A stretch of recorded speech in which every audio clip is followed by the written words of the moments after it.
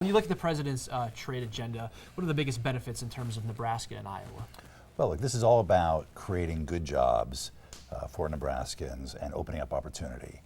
Nebraska's actually seen exports triple over the last 10 years. And our market is already a very open market. We have very low tariffs, which are taxes on imports. We don't have a lot of other barriers to imports. But when we look around the world, and particularly in the Asia Pacific, which is some of the fastest growing markets in the world, fastest emerging middle-class consumers, we face a lot of barriers. And what middle-class consumers in Asia want, first and foremost, they want more protein. They want American beef, they want American pork, they want good nutrition, they want our soybeans, they want our corn, and they want our manufactured products and our services. And Nebraska excels at all of those. And so this is a real opportunity to open markets, increase exports, and the jobs that those exports support. 40,000 Nebraskans owe their jobs to exports. And export-related jobs pay up to 18% more on average than non-export-related jobs. So these are really good jobs. These are jobs that pay well, and those are important for Nebraska's future. 238% growth since 2004. How can we keep that trend going over the next decade? Well, I think we need to grow it, and I think that's what this initiative is all about.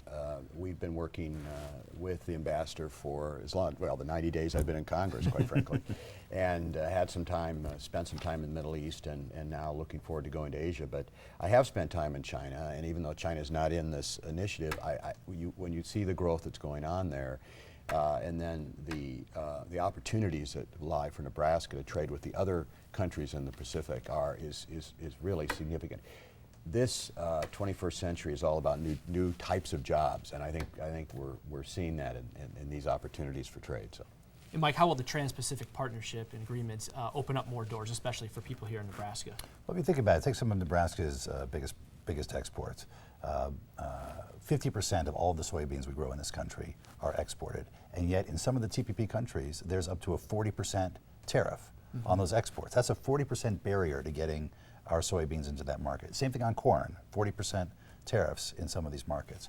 Machinery, Nebraska exports over $1 billion of machinery, and some of those products face up to a 70% tariff. So by tearing down these barriers in these other countries, we get our exports into those countries, into these fast-growing markets. We also use the agreement to level the playing field, to raise standards abroad, raise labor and environmental standards, and that helps create a more level playing field for our workers and our firms, our farmers and our ranchers when they're competing abroad. The president's, this is for both of you, the president's trade agenda really appears to be a bipartisan bright spot in terms of the grand scheme in Washington.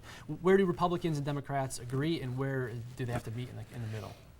Well, clearly, this is a bipartisan effort. There are, and quite frankly, I think there's a lot more bipartisanship in Congress than what people see every day. And on this initiative, it's a great example of that. The ambassador was talking about trade barriers, 38% for beef in Japan, for example. I've been visiting some of our beef producers in the state, and they want to produce more. They want to produce more. So, and every state's like that that I deal with.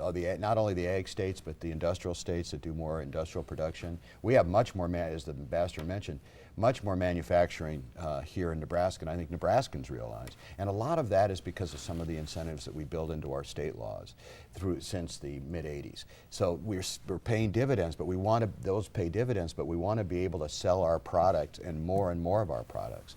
So this is one of those times in history, to your point, where the bipartisan nature of the goals, I think, will carry the day. And we feel pretty confident about this. Leader McConnell, Speaker Boehner, the President have all said this is an area they want to work on together, they want to get done, and we're looking forward to demonstrating that Washington can get some important things done together on a bipartisan basis. One final question for you. GMOs are really a hot button topic. Where do things stand, and do you think we can ever progress forward and get the whole world, especially Europe and the United States, on the same page? Well, look, we think so. We think it's important that decisions about what is safe be made by science. And we're happy to live with European scientists, American scientists, scientists in Asia. We believe in science, and then let people choose what it is they want to eat, what it is they want to cultivate. But we think that the decision about what's safe should be made with evidence, with science, not made by politics. And that's what we're trying to get done, both in the Trans-Pacific Partnership and in our negotiation with the European Union. All right, thanks for coming in today. Thanks for having us. I know you have a busy Thank schedule.